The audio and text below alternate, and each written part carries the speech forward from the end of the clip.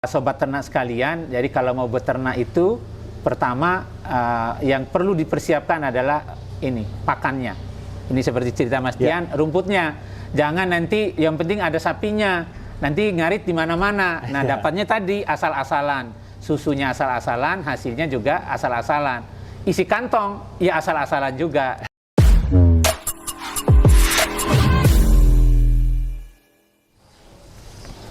Assalamualaikum warahmatullahi wabarakatuh. Selamat pagi sobat ternak sekalian. Kali ini kita ada di channel Bang Pakan, Pakan Tepat, Ternak Hebat. Nah, ini kali ini kita berbincang-bincang dengan seorang peternak muda yang sangat brilian, kira suka dukanya juga panjang ceritanya, dan pengalaman itu perlu mungkin kita untuk mendapatkan pengalaman-pengalaman beliau dalam rangka kita melangkah ke depan. Jangan sampai kegagalan yang beliau sudah alami itu kemudian kita lakukan. Nah, atau tips-tips yang sudah beliau lakukan kan tinggal kita pakai, tinggal kita copy, kita laksanakan. Nah, sekarang kita sudah bersama-sama, ini namanya Mas Tian. Nah, ini peternak muda di wilayah Bogor. Sekira ini beliau adalah orang juga yang tepat, mulai memang muda belia ya, jadi mulai SMA sudah beternak. Nah ini jadi bukan setelah kuliah ya, dan itulah mengilustrasi, menginspirasi beliau untuk kemudian kuliah di Fakultas Peternakan IPB, lalu kemudian melanjutkan peternakan. Ceritanya seperti apa? Secara detail nanti Mas Tian yang akan kita dengarkan. Selamat pagi sobat ternak sekalian. Hari ini kita melihat di Banyan Farm di Bogor. Di sini ini sapi perah fokusnya. Ini kita dengan ada Mas Tian. Nanti kita ingin berbagi cerita ya, kita ingin menggali seperti apa pengalaman Mas Tian mulai dari dulu yang kecil sehingga sekarang sudah seperti memang sudah membuat sebuah perusahaan yang dikenal dengan Banyan Farm tadi. Nah ini berbagi pengalaman ini kan penting ya, supaya kita, kata pepatah, tidak terkurung dalam seperti katak dalam tempurung. Jadi kita harus melihat juga bagaimana orang lain berkarya, kemudian dia bisa besar, hidup, dan bisa berkompetisi dengan usaha-usaha yang lain. Oke, agar suasana lebih hidup, sobat ternak sekalian, ini supaya kita juga saling kenal begitu. Ini juga jarak yang insya Allah ini sudah protokol kesehatan juga terjaga.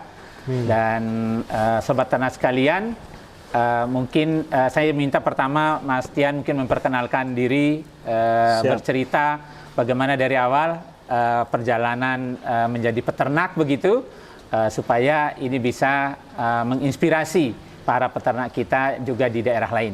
Amin, amin. Silakan Mas Tian. Siap. Mana ceritanya ini? Assalamualaikum warahmatullahi wabarakatuh. Terima kasih Bapak sudah main ke kandang. Ya, terima kasih juga ini. Mohon maaf nih kandangnya masih berantakan lah gitu ya. Kita masih baru mulai di 2019 di kandang yang baru ini. Jadi singkat cerita, historinya saya sebagai seorang peternak, saya biasa dipanggil Tian. Teman-teman di Perhimpunan Peternak Muda Indonesia juga biasa panggil saya Kang Tian. Nah ini kata Tian, ada Perhimpunan Peternak Muda. Ya. Nah jadi yang muda nggak boleh kalah nih. Ya teman-teman juga bisa gabung juga. Perhimpunan Peternak Muda Indonesia ini dari berbagai peternak. Ada sapi perah. Komoditinya nggak ditentukan ya. Yang penting muda. Iya. Muda dalam cara berpikir, muda. Semangat, jadi umur bebas, boleh. Umur bebas. Gitu. Nah, dulu saya mulai pertama kali itu 2009 kita start di 6 ekor sapi potong Pak, dan 20 ekor domba. 20 ekor domba. Jadi dulu kita hanya fokus di hewan kurbannya Pak dulu. Oh, untuk penggemukan gitu. Okay. Nah, alhamdulillah itu berjalan baik dan terus berjalan sampai 2012 kita coba untuk sapi perahnya Pak. 2012. Ya. Kita mulai dengan 150 ekor waktu itu. Itu hanya sendiri? Punya sendiri Pak, atau join? Sendiri Pak. Alhamdulillah sendiri. Dan alhamdulillah 2013 dalam waktu 1 tahun gagal Pak. Kita bangkrut. Nah ini mungkin yang perlu nih Mas Tian. Siap. Coba diceritakan apa penyebab gagalnya itu, ya. Supaya peternak muda yang lain nanti tidak mengulang kegagalannya Siap, gitu. siap. Jadi saya gagal itu di manajemen pemeliharaannya, Pak. Ya. Jadi saya beranggapan bahwa sapi itu hanya cukup untuk kenyangnya saja.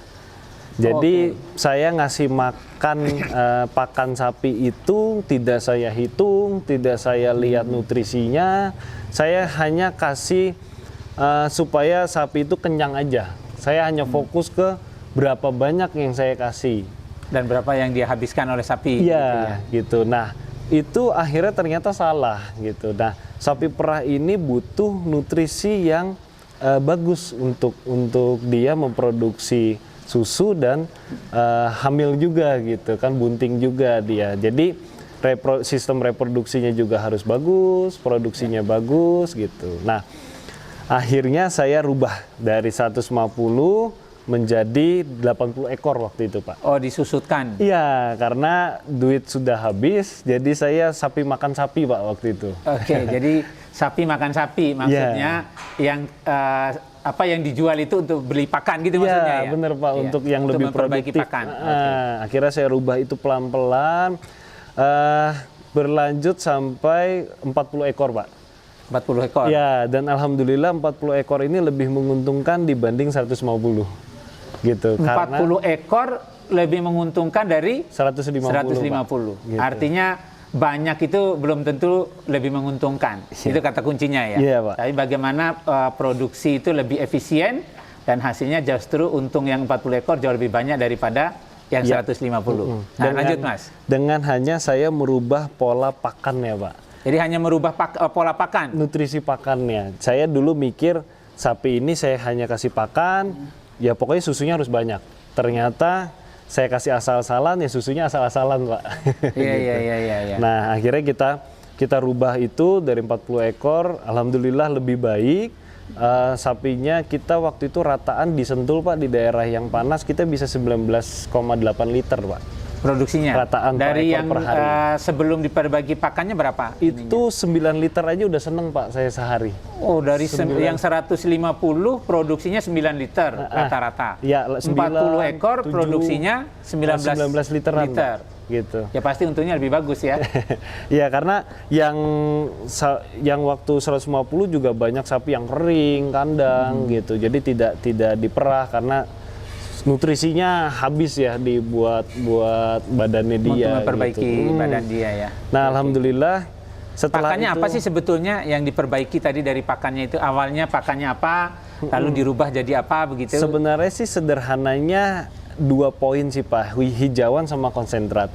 Nah, saya mulai waktu itu hijauannya dulu yang saya rubah. Yang tadinya rumput ilalang, saya asal-asalan. Oh, yang ngarit di sembarang tempat sembarang begitu tempat. ya? Ini saya rubah jadi hijauan yang memang nutrisinya lebih baik. Dan gitu. ditanam khusus gitu ditanam ya? khusus, Pak, kayak seperti rumput gajah, odot gitu. Nah, ini sobat ternak sekalian, jadi kalau mau beternak itu pertama yang perlu dipersiapkan adalah ini pakannya. Ini seperti cerita Mas Tian, rumputnya. Jangan nanti yang penting ada sapinya, nanti ngarit di mana-mana. Nah, dapatnya tadi asal-asalan, susunya asal-asalan, hasilnya juga asal-asalan. Isi kantong ya asal-asalan juga gitu. Gitu ya, kira-kira begitu. Ya, lanjut Mas Tian. Akhirnya itu berjalan, Pak, ya, hijauan kita mitra dengan petani sekitar. Kita coba petani singkong, Pak, waktu itu. Petani singkong. Saya coba untuk berubah nanam jadi rumput gajah waktu itu. Oh, dari mereka nanam singkong, dia rubah jadi rumput gajah. Bibitnya saya kasih, terus nanti saya beli rumput gajahnya setelah panen. Nah, itu alhamdulillah berjalan lebih baik dan petaninya lebih senang, Pak. Dia lebih untung mana? Dia nanam singkong dengan nanam rumput? Lebih untung rumput gajah, Pak, alhamdulillah. Iya, kan sekali nanam panen terus ya. Bener, Pak. Kalau singkong habis gali nanam lagi. Kalau rumput sekali nanam tinggal panen. Ya, bener, Pak. Nah, itu berjalan, alhamdulillah berjalan baik. Habis itu kita rubah konsentratnya.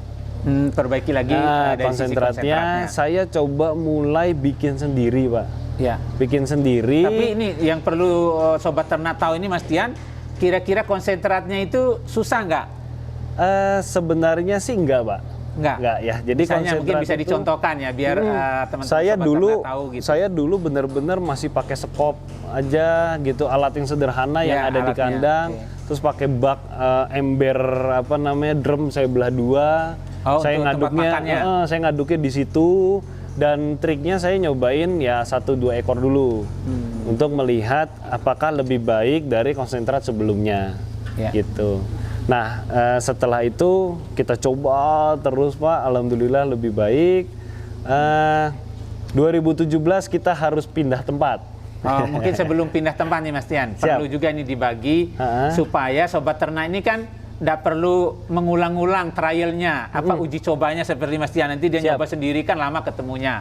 Iya kalau yang modalnya masih ada. Nah mungkin Mas Tian bisa cerita jenis-jenis bahan baku konsentrat itu yang dicampur apa saja, supaya peternak kan di seluruh Indonesia ini kan tahu dia, oh saya punya ini, pengalamannya Mas Tian ini bagus, jadi dia tinggal langsung aplikasi gitu.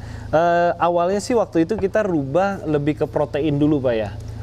Protein. Jadi akhirnya saya fokus ke bahan baku protein yang memang sudah umum ya, kayak kedelai, SBM ya, bungkil kedelai, terus DDGS, terus kita cari sawit gitu ya. Nah, karena kita fokus ke protein, kita coba dulu itu Pak. Jadi sawit, saya fokus naikin protein dulu. Bungkil kedelai ya. Saya nyobain naikin protein dulu, abis itu saya coba naikin energinya. Energinya ini kalau mungkin teman-teman lebih paham ya, energi itu lebih ke jagung, gitu ya. Terus lebih ke kayak sorghum juga bisa dari hijauannya. Nah jadi saya fokus di protein dan energi waktu itu Pak. Tinggal teman-teman sih mangga, tinggal pilih aja bahan baku protein apa yang bisa paling dekat di daerahnya dan energi apa nanti dicampur sedikit-sedikit di konsentrat yang sudah ada. Betul teman-teman sekalian. Jadi seperti badan kita itu strukturnya itu dibangun dari protein. Nah oleh karena itu protein itu menjadi sangat penting untuk harus ada. Jadi kalau hanya ngasihnya rumput ya proteinnya kan nggak ada ya. Terus apa yang mau jadi susu, apa yang mau jadi daging di pertumbuhan ternak. Nah ini yang penting. Jadi bagaimana kita mengelola nutrisi ya di pakan. Nah itulah yang akan menentukan untung atau tidaknya kita di dalam usaha. Karena tadi juga untuk kesehatan ternaknya, kebugaran ternaknya, lalu hasil produksi dari ternak itu sendiri. Nah tadi kan Mas Tian cerita mau pindah gitu. Kenapa itu pindah gitu ya? Ini nggak usah diceritain yang detail ininya ya, pindah ke sini ya. Alhamdulillah saya dapat tantangan lagi, tantangan dalam menjadi seorang peternak gitu ya.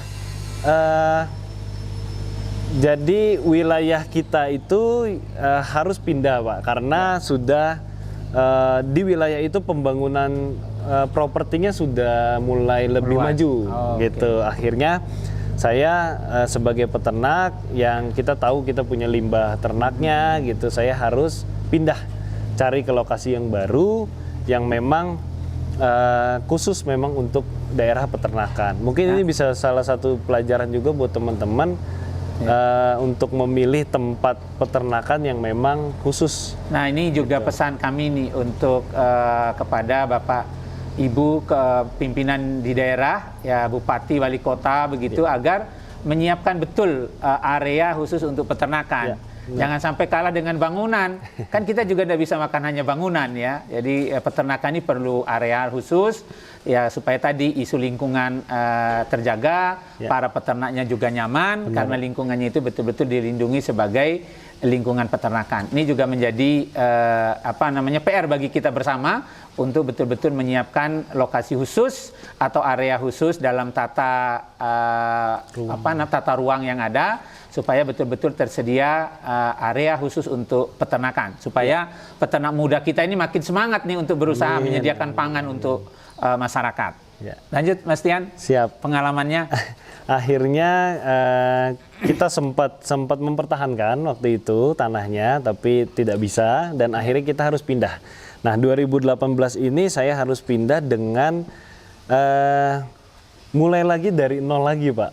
Gitu. Oh pindah di sini nih ya? Iya, karena alhamdulillah tanah tersebut kita tidak tidak dapat uang apapun untuk penggantian waktu itu. Jadi betul-betul diambil seperti disita begitu ya? Iya Pak, karena pihak sanalah yang suratnya lebih kuat gitu. Jadi oke lah, waktu itu saya berpikir bagaimana caranya saya tetap bisa beternak waktu itu Pak.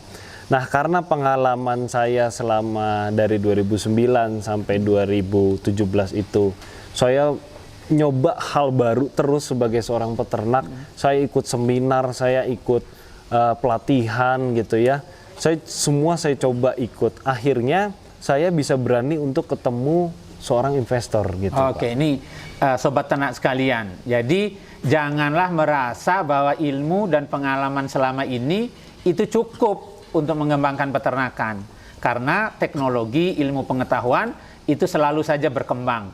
Oleh karena itu jangan bosan untuk selalu meningkatkan pengetahuan kita ya, meningkatkan keterampilan kita.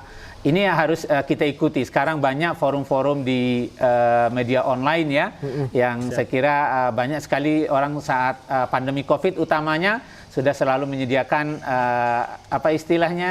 webinar-webinar. Nah, ini setiap ada webinar, saya kira banyak juga yang gratis. Jangan bosan, bisa dari kandang kita mengikutinya, dari mana saja, yang penting jangan lupa sinyalnya. Karena kalau nggak ada sinyal kita tidak bisa ngapa-ngapain, kan begitu ya. Siap, nah, oleh karena itu para peternak, sobat ternak, baik yang muda dan berjiwa muda begitu, termasuk yang senior, jangan merasa apa yang sudah dilakukan itu sudah paripurna.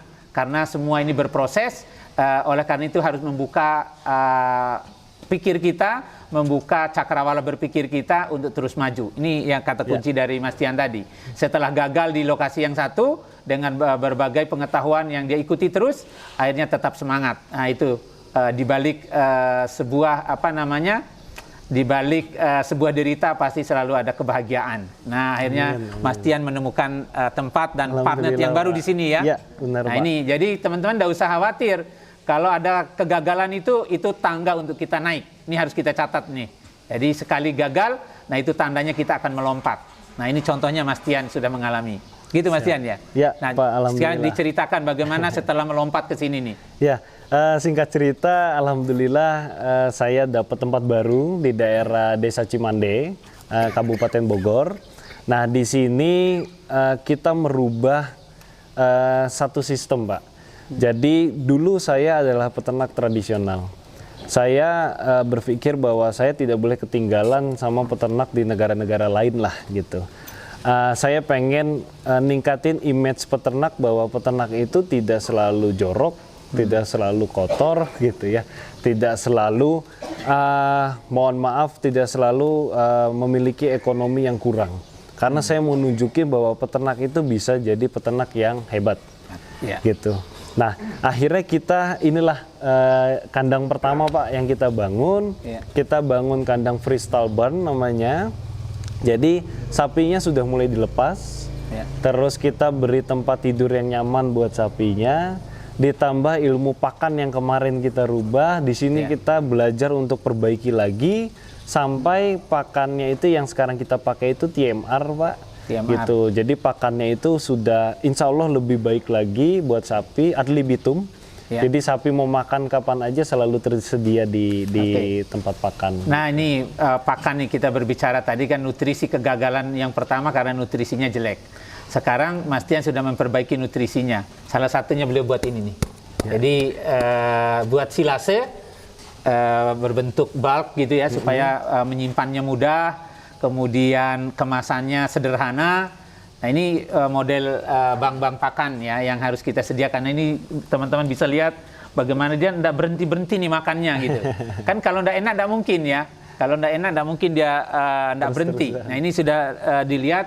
Nanti Mas Tian mungkin kita mohon juga Mas Tian bercerita ini campurannya apa sih di sini gitu.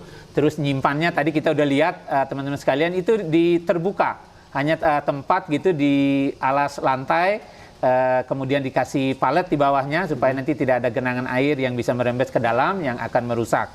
Tapi ini udah tumpukan seperti ini, alam terbuka. Jadi bisa disimpan di mana saja modelnya ya. Nah, bagaimana sih? Apakah ini jauh lebih efisien dibanding yang langsung hari-hari ngarit, motong gitu, ketimbang disimpan? Nah, ini seperti apa nutrisinya? Mungkin mohon nih Mas Tian bercerita supaya teman-teman di belahan yang lain itu bisa mengimplementasikan untuk peternakan mereka begitu. Siap, Pak. Oke, ya akhirnya pada saat kita berubah sistem menjadi modern, Pak, akhirnya kita harus menyiapkan pakan yang memang harus jauh lebih baik. Nah, dalam menyiapkan pakan itu kita harus memikirkan bahan baku pakannya. Nah, disitulah saya berpikir kalau saya masih ngarit kayak dulu lagi, kemungkinan nggak akan kuat, Pak. Ya, paling punyanya 4 ekor ya, kalau ngarit gitu ya. Sekarang ini kita harus menyediakan memang sapi yang pakan yang lebih banyak.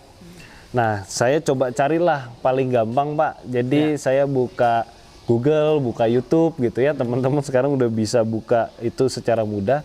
Saya cari mesin gitu ya. Saya lihat juga di teman-teman Perpami juga Kang Ahmad yang di Garut juga sudah mulai bikin waktu itu duluan. Akhirnya saya lihat, saya tanya mesinnya gitu. Nah, kita coba beli Pak mesin baler ini. Nah, baler ini ternyata ini kita bahan bakunya jagung. Kita tidak pakai apapun, jadi hanya jagung dicoper, habis itu langsung dibaler. Jadi kenapa saya pilih jagung? Karena memang starter untuk fermentasinya sudah ada di buahnya gitu Pak ya. Nah, jadi akan lebih mudah teman-teman juga buat mencoba. Nah, disimpannya setelah satu bal ini kisaran 50 sampai 60 kilo. Nah, satu bal ini kita simpen, saya sudah pernah nyimpan di basah-basah langsung masukin iya, bal Pak, ya? Langsung masukin aja, langsung digulung, langsung di wrapping gitu, Pak. Wrapping. Habis itu disimpan 21 hari. Nah, satu bal ini kita udah pernah ngetes, Pak, ternyata. Kita nyimpen di tanah, alas tanah, dan di alam terbuka. Nah, ini cukup simpan di alas tanah, alam terbuka nggak ada masalah. Nggak ada masalah, Pak. Kata kuncinya nggak ada tikus yang merobek itu ya, jangan lupa itu. Alhamdulillah nggak ada masalah. Habis itu kita coba di tumpukan hebel, Pak. Jadi hebel kita susun kayak paving block gitu, kita taruh di atas, aman juga. Aman juga. Nah, terus kita coba lagi di paving block, di corn block gitu, kita coba, dia aman juga. Jadi kelebihannya ini adalah mudah untuk disimpan gitu jadi ya. Jadi teman-teman peternak bisa naruh ini di samping kandang tanpa harus kena atap atau di teras rumah gitu ya, atau di pinggir ya, di sela-sela pinggir-pinggir kandang, itu aman. Tapi kalau alatnya sendiri berapa sih buatnya?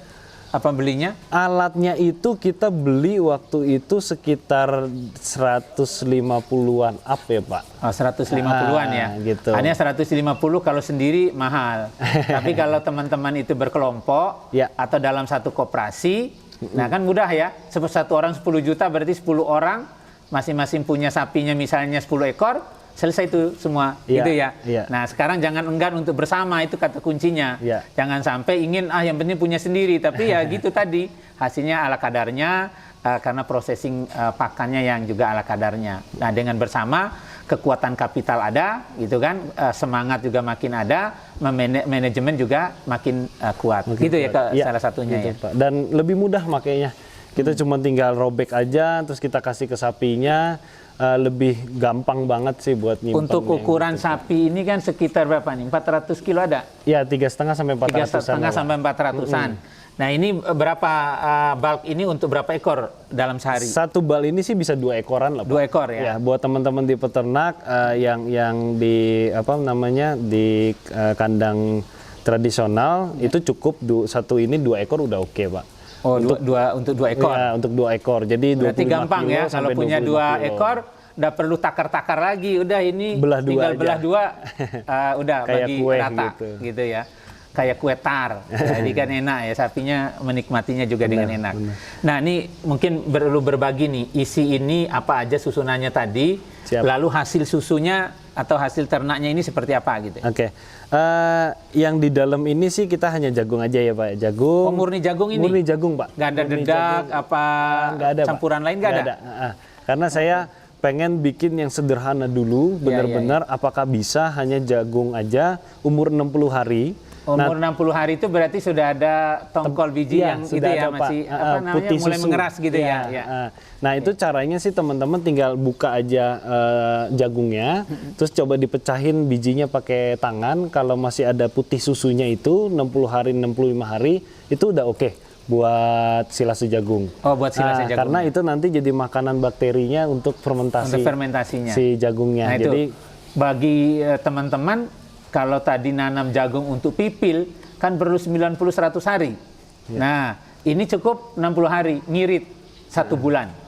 Nah, artinya perputarannya, keuntungan itu berputar lebih cepat. Ya, untuk menanam tadi ya. Pantesan yang tadi dari nanam singkong pindah nanam rumput atau nanam jagung ya. Iya, Pak. Benar. Nah, jagung ini sendiri tadi kan ceritanya sini lahannya hanya 5 hektar ya. 5 hektar. Mungkin akan habis dengan bangunan. Siap. Nah, itu dapatnya dari mana itu? Akhirnya kita mitra, Pak. Mitra sama petani sekitar. Petani di sini, daerah sini rata-rata sayuran. Ya, sayuran. Sayuran. Akhirnya saya coba buat pelan-pelan untuk menjelaskan apa itu jagung. Ya. Nah, akhirnya dicoba jagung, kita belinya 800 perak ke petani. 800 perak per kilo. Per kilo, Pak. Oke. Nah, dia 1 kilo kira-kira berapa batang jagungnya itu? bisa 1 kilo 1 hektar itu butuhnya sekitar 6 kilo sampai 10 kiloan lah, Pak. Apanya? Bibitnya? Ya, bibitnya. Kalau 1 hektar itu kira-kira kalau Mas Tian beli berapa? 1 hektar itu dia bisa panen itu sekitar 50 ton, 40 sampai 50 tonan, Pak. 40 sampai 50 ton kali berapa tadi? 800 perak. Nah, ini ahli ekonomi silakan dihitung. Jadi sekitar 60 ton kali 800 perak. Iya. Nah, kalau jadi jagung pipilan, berapa produksinya 1 hektar? 5, sekitar 5 ya, sekitar 5 ton. 8 ton kali sekarang harga jagung 5.000 ya. Ya, kalau di petani kan sekitar 2.700-an ya. Nah, ini tinggal dihitung mana yang ekonomis, tapi jangan lupa waktu 1 bulan tadi juga harus dihitung. Jangan hanya hitung uangnya, waktu 1 bulan itu bisa untuk nanam lagi. Nah, itu kan waktu itu kan sangat mahal. 30 hari kita pasti punya keuntungan yang jauh lebih banyak. Nah, dari seperti itu continue supply-nya ke sini. Continue, Pak. Alhamdulillah akhirnya petani jadi berani untuk rubah menjadi jagung karena pertama dia merasa bahwa harganya juga tidak fluktuatif seperti sayuran. Dan dia jualnya pasti gitu. Pasti ya, karena sudah ada yang ngambil. Iya. Kalau di tempat Mas Tian ini, setiap yang bawa pasti diambil? Pasti, Pak. Nah, ini yang penting nih. Pemasarannya ini yang penting. Jadi para petani, ayo nanam atau rubah pola tanamnya. Yang tadi misalnya tidak lahan-lahannya dibiarkan, tanam jagung. Tapi ingat, untuk silase ya, jangan semua untuk pipilan. Gitu. Iya. Ya, jadi akhirnya sebenarnya jadinya peternak dan petani ini bisa saling sinergi, Pak, gitu. Ya. Dengan adanya kita di sini, tadinya kan di sini daerah sini tidak ada peternakan. Ya. Dengan adanya kita masuk sini, kita memberi varian baru untuk petani dan alhamdulillah petani juga jadi lebih berani untuk nyoba hal baru. Akhirnya kita saling support. Limbah kita, kotoran kita itu free untuk petani yang bermitra dengan kita, dia menanam jagung. Oke, itulah. Gitu. Ini berkah ya, di bulan ini kita lagi bulan Ramadan ini. Jadi dari Mas Tian memberikan pupuk kandang, pupuk organik secara gratis kepada mitra dan yang penting mitranya menyuplai ke sini dan itu dibayar. Jadi bukan nyuplai gratis ya. Jadi ini teman-teman sekalian. Jadi cara kita membangun ini juga yang menjadi catatan kita bersama ke depan. Kita ingin membangun itu semua berkolaborasi. Yang beternak jangan ingin menguasai seluruhnya, ingin dimiliki. Kan harus ada, kita kan di samping rumah kita masih ada saudara kita, masih ada petani-petani kita yang juga dia harus hidup begitu dengan memiliki usaha. Nah, maka usahanya tetap jalan, ini jalan, hidup berdampingan, saling mensupport satu dengan yang lain. Itulah indahnya Indonesia, begitu. Siap. Kemudian ini dari usaha nih pakannya kan sudah bagus tadi ya, dari suplainya dari lingkungan sekitar, sehingga semua di sini targetnya berapa populasi, Mas Tian? 600, Pak. 600 ekor dengan lahan 5 hektar kan tidak mungkin, hanya cerita itu. Tapi karena tadi berbagi dengan masyarakat sekitar, saling menguntungkan, sehingga yang 600 ekor tuh bisa disuplai pakannya semua dari petani-petani sekitar yang menanam, memanfaatkan lahan-lahan kosong yang ada, sehingga tidak ada alam ini yang kita biarkan nganggur begitu ya, terbiarkan kosong. Nah, ini yang harus kita camkan juga. Nah, kalau sapi perah ini, ngomong-ngomong nih Mas Tian, kalau teman-teman itu kan tidak punya pengolahan. Nah, ini sebetulnya ada nggak sih cara mengolah yang sedikit gitu? Misalnya dengan teman-teman berkooperasi punya ya 50 ekor atau 100 ekor, mereka satu kelompok begitu, ada nggak sih pola-pola pengolahan yang sederhana lah, pengalaman Mas Tian gitu, supaya tidak waduh harus punya sekian miliar, ya kan nggak kebayang ya udahlah nggak jadi berusaha kan begitu. Nah, ini supaya ada juga prototipe begitu lah, tipe oh ini mudah kok ternyata gitu. Sebenarnya sih mungkin teman-teman juga sudah lebih paham gitu ya, untuk pengolahan yang paling sederhana sih bisa pasteurize ya, pasteurisasi. Teman-teman bisa masak aja pakai panci yang ada di dapur, terus apa namanya di pancinya di double gitu ya, dia masak, terus nanti sekarang botol-botolan teman-teman juga saya yakin teman-teman udah pakai Facebook, udah pakai bisa ngeliat di Google, di YouTube gitu ya, bisa lihat banyak yang jual botol sekarang Pak, botol-botol untuk kemasan gitu. Jadi kita nggak perlu kayak zaman dulu kan kita harus ngemal sendiri, kita harus ke pabriknya gitu. Kalau sekarang beli satu botol pun udah bisa gitu. Nah, jualan-jualan online juga banyak ya. Online jadi gitu, nggak Pak. sulit. Gitu, nanti bisa beli. Nah, terus cerita juga dulu saya bikin mozzarella itu bener-bener manual Pak. Kita bikinnya kayak dodol. Itu saya cuma pakai panci-panci di rumah. Terus kita bikinnya itu bener-bener pakai apa namanya, tongkat kayu gitu untuk narik supaya dia stretch gitu si mozzarella-nya. Itu apa mudah banget jadi buat teman-teman kalau pengen berlari ke keju ya. Nah, saya kira yang mozzarella itu paling gampang dan bahan bakunya pun juga gampang, di online juga udah banyak yang jual. Nah, ini yang penting nih, hilirisasi supaya teman-teman atau sobat peternak sekalian juga bisa mendapatkan keuntungan yang lebih, dan masyarakat sekitar kita juga bisa menikmati susu. Gitu. Nah, sebetulnya apa sih, kenapa sih mau konsen di susu, di sapi perah gitu? Sebenarnya sih awalnya tuh gini Pak ya, jadi pas sapi perah susu itu saya senang dengan susu. Jadi zaman dulu kalau ini ya cerita, saya dulu itu punya kelainan jantung. Oh gitu. Nah, jadi ibu saya itu tidak pernah lepas ngasih saya susu sama madu.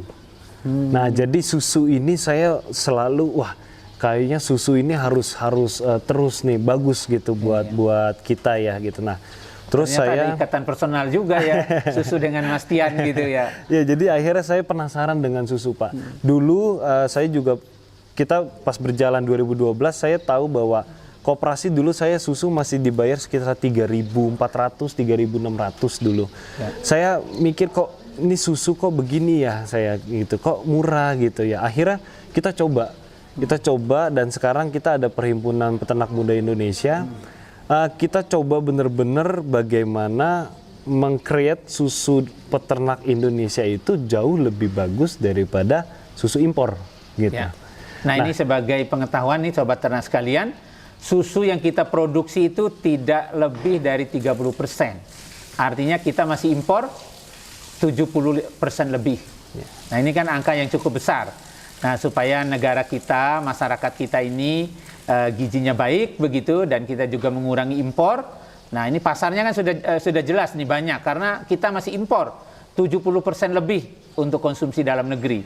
Nah, ini kita kembangkan sapi perah, kita dapat dua. Satu dapat dagingnya, yang utama tadi susunya. Jadi kalau susu ini ada di mana-mana, maka kemudian masyarakat kita akan mengkonsumsinya juga di mana-mana. Maka risiko stunting, kemudian otak menjadi lebih cerdas gitu, sehingga masyarakat kita menjadi masyarakat yang sangat cerdas, IQ-nya baik. Nah, untuk membangunkan pasti SDM-nya bagus. Nah, ini kalau mau tahu juga nih, kita perlu tahu juga nih, bagaimana sih sebetulnya Mas Tian ini tumbuh ya? Dulu pengalamannya dari mana saja nih untuk menambah pengetahuan selain yang kelas yang online dan lain-lain ya? Dulu dengar-dengar pernah ke New Zealand juga ya? Ya, pernah Pak. Jadi setelah SMA kelas 2 saya mulai ternak, akhirnya setelah lulus SMA saya masuk ke IPB. Saya ambil diploma 3-nya. Saya ngambil teknologi manajemen ternak. Dan setelah itu berjalan, setelah D3 selesai di IPB, saya dapat kesempatan untuk berangkat ke New Zealand. Nah, itu programnya dari Kementan sama dari Fonterra ya waktu itu. Ya, jadi Sobat Ternak sekalian, supaya tahu juga, Dijen Peternakan dan Kesehatan Hewan, Kementerian Pertanian juga secara berkala itu ada kerjasama kita untuk peningkatan sumber daya manusia. Jadi sekaligus langsung trainingnya di luar negeri dengan negara-negara mitra kita, itu untuk membagi pengalaman. Kadang-kadang kan pemantik ide itu kan setelah kita mungkin melihat orang lain, misalnya begitu ya. Ini pentingnya ya. Jadi silakan, tidak harus juga ke luar negeri. Saya kira Sobat Ternak di mana saja, yang penting harus rajin menimba ilmu tadi. Bisa ke sini boleh juga ya, kalau ada Sobat Ternak yang ingin melihat bagaimana cara begitu. Boleh. Jadi ini kan ajakan baik juga buat teman-teman sekalian. Dan di sini akan dilakukan pengolahan juga ya.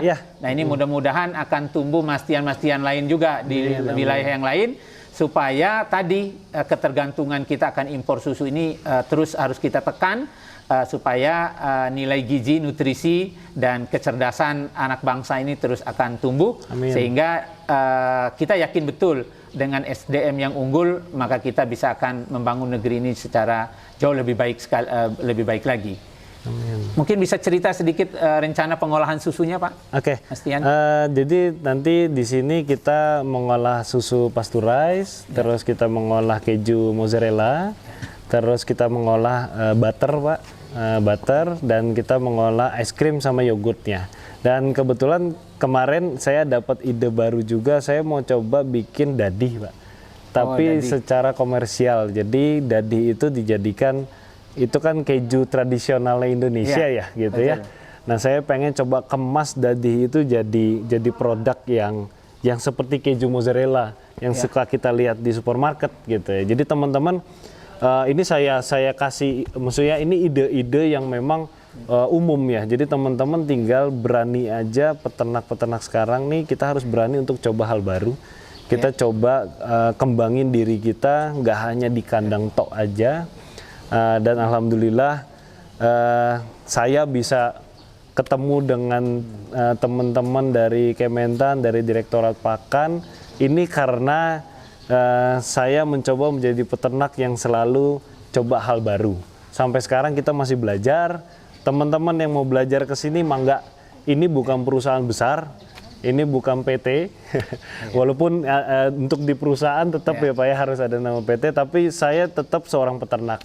Dan saya pengen semua peternak di Indonesia punya kandang yang modern, bukan kandang tradisional lagi gitu. Ya, itu teman-teman. Jadi buat kandang modern itu bukan untuk gagah-gagahan, tapi untuk menjamin bagaimana kesehatan sapinya, ternaknya, kemudian bagaimana kenyamanannya, sehingga tadi mendukung produktivitas, baik produksi susu maupun reproduksi dari ternaknya itu sendiri. Nah, ini juga yang harus kita sama-sama, para peternak muda, kami sangat apresiasi di mana saja Sobat Ternak berada. Insya Allah Dijen Peternakan dan Kesehatan Hewan selalu siap untuk memfasilitasi terkait dengan peningkatan sumber daya manusia, baik dari hulu, dari mulai penyediaan bibitnya, pengembangbiakannya, sampai kemudian proses pengolahan dan pemasaran.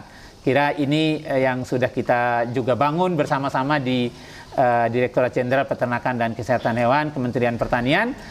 Mudah-mudahan peternak-peternak muda ini seperti Mas Tian, tadi juga yang diceritain Pak Ahmad, itu juga kami fasilitasi bank pakannya juga, dan beliau juga sudah menjual ke wilayah-wilayah, bahkan sampai ke Nusa Dua. Ini kan luar biasa ya, dari Garut bisa sampai Nusa Dua. Nah ini artinya teman-teman yang di Nusa Dua, Bali, ya harus buat sendiri dong. Jangan masa datangkan jauh-jauh gitu ya. Kan ongkos kirim juga sangat besar dan nanti teman-teman tidak efisien. Oleh karena itu kata kuncinya adalah bagaimana mendekatkan ternak dengan pakan, dan jangan lupa pakannya harus berkualitas. Nah istilahnya pakan tepat, ternak hebat. Nah itu yang harus kita lakukan.